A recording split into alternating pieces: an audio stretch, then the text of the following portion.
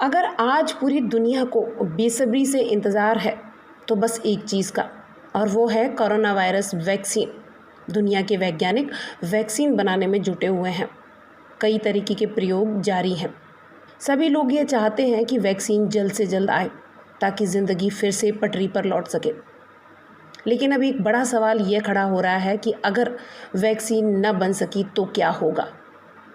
दुनिया भर में वैक्सीन के असफल ट्रायल खुद इस बात के सबूत हैं कि ज़रूरी नहीं कि इस वायरस का वैक्सीन तैयार हो सके।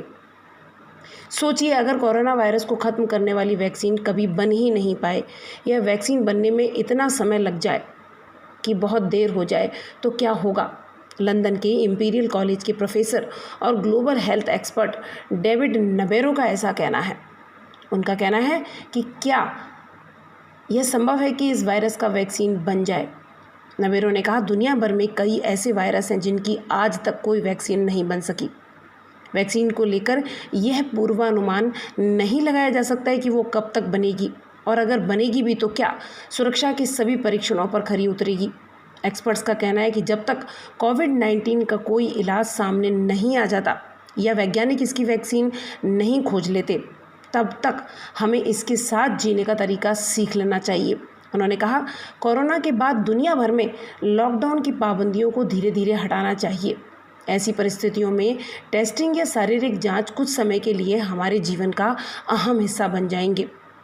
सेल्फ आइसोलेशन तक के निर्देश जारी होने लगेंगे। वैक्सीन बनने के बावजूद भी कई तरीके की चुनौतियों का सामना करना पड़ सकता है। हो सकता है यह महामारी बहुत समय तक हमारे साथ रहे। ऐसे में हमें उन तरीकों पर काम करना होगा जिससे हम इससे बचे रहें।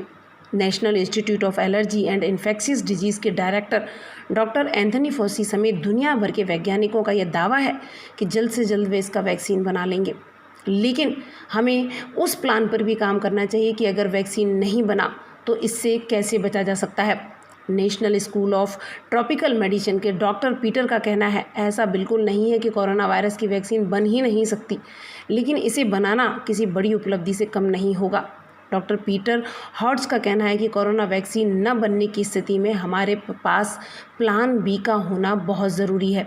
यानी कि अगर वैज्ञानिक कई वर्षों तक कोरोना वायरस की वैक्सीन नहीं बना पाते हैं तो हमें इसके साथ जीने की आदत डालनी पड़ेगी और वो सभी तरीके आजमाने पड़ेंगे जिससे ये वायरस हमें ख़त्म न कर पाए।